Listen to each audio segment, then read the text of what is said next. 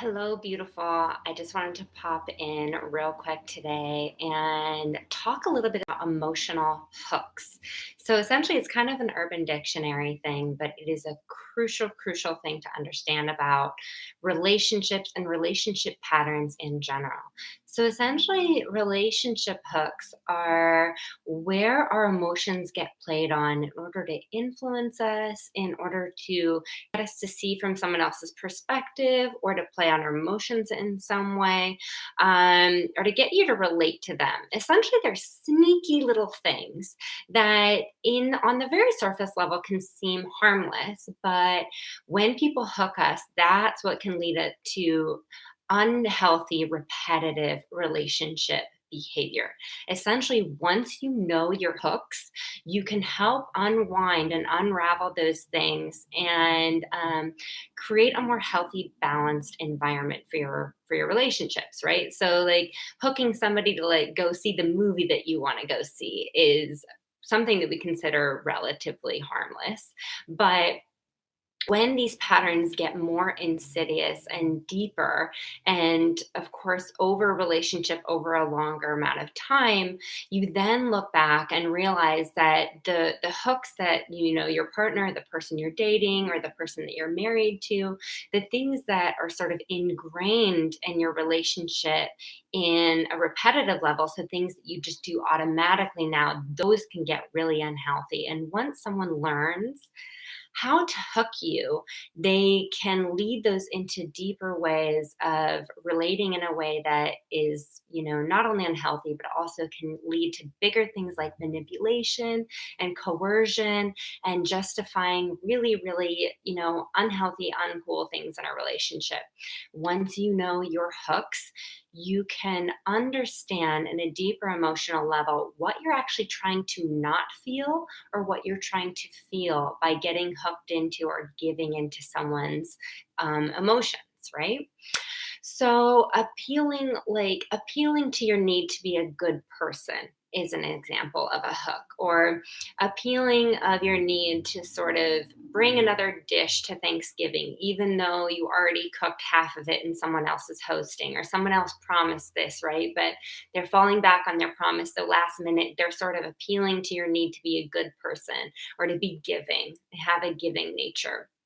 And ironically, it's oftentimes the very people who are the good people or who are very giving that can get sucked into giving more, right? Because your identity might be tied into being a good person, or you don't want to cause conflict, or you don't want to say no, or you're afraid people think you're going to be, a bitch or something like that if you don't do that, or if you don't accommodate them, even if what they're asking isn't necessarily okay. Maybe it's not even okay for them to ask, but because you're the one who gets sucked into feeling that way, you're the one who gets hooked, right? So when we figure out what our emotional hooks are in relationships, we can change them. Essentially, what you have to do now is look at where now you are in a relationship, especially with our romantic relationships. These are the ones that hook us the deepest, right? Because we bring all of our unconscious childhood stuff to romantic relationships.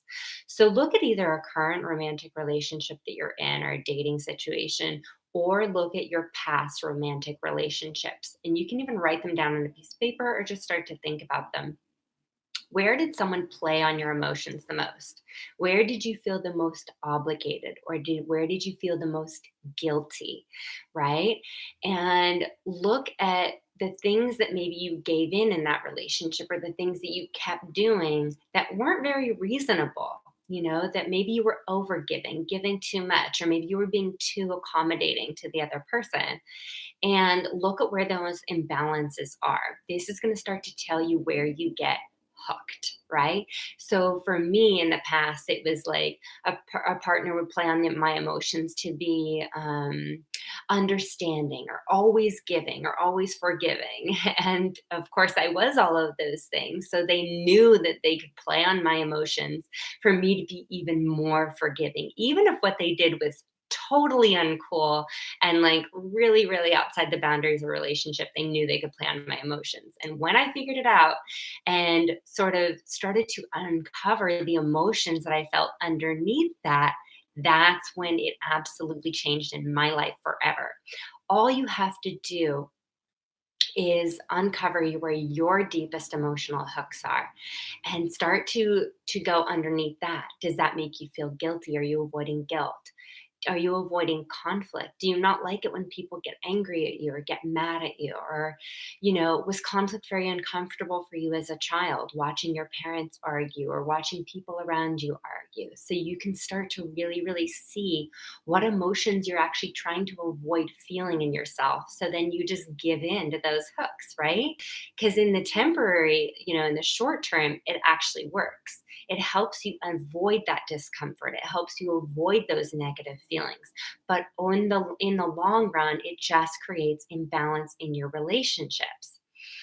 And we all have them. So don't feel bad in doing that. And don't feel like you're all alone. Every single person on the planet, um, especially, the giving or the sensitive or the feeling ones, which I'm sure that you are because you're watching this video, experience this and have this. Even if other people on the surface don't look like they deal with this, they absolutely do. I've seen hundreds of people in my practice for things exactly like this. Every person has them. Even if they look like they don't care, deep down, they absolutely care. And absolutely, that's, almost your most significant sign if somebody doesn't look like they care. They actually have layers and layers and layers of stuff on top of their feelings that they don't want to feel. It's very scary. So know that you are not alone. And when you sort out where you get sucked in, where you get looped in time and time again, you can change it. This is leading to deeper subconscious stuff. And the subconscious is there for you to tap into, but you have to get curious about it. You have to talk to it in very simple terms, and you have to be open and willing to deal with whatever comes up after that. And know that when you take responsibility for your hooks, you can change them. If you don't take responsibility, if you don't, want to look at them, unfortunately, you are going to keep manifesting the same repetitive cycles. But once you look and once you make that decision to go in there and change them, trust me, it is going to be so worth it. Because usually what's in there is so manageable and so easy to sort of navigate once we get the ball rolling. And oftentimes, what we're afraid of finding isn't even that bad. Or just finding it, it's like ripping off the band aid, just doing it and getting in there, you then just can have compassion for yourself and compassion for the little kid that developed those experiences and those emotional patterns in order to feel safe and comfortable. And like I said, we are all in this together. We're all healing and up leveling together so that we can create more aligned and happy relationships. And it starts with you. Your healthiest relationships start with you deciding that that's what you want and going for it. And figuring out your hooks is one of those massive things that you can do that can lead to an immense amount of change in a short amount of time. You just have to face it. So I hope this reaches you well. And I really hope that you comment below and leave me an example of what your emotional hooks are. Or if you've worked out some of your hooks, how did you do it? Share your tips and tricks with each other because you are wiser than you know, and your voice matters. Your contribution means so much. Thank you so much for watching this video. It truly, truly, truly sending you so much love. Have an amazing day.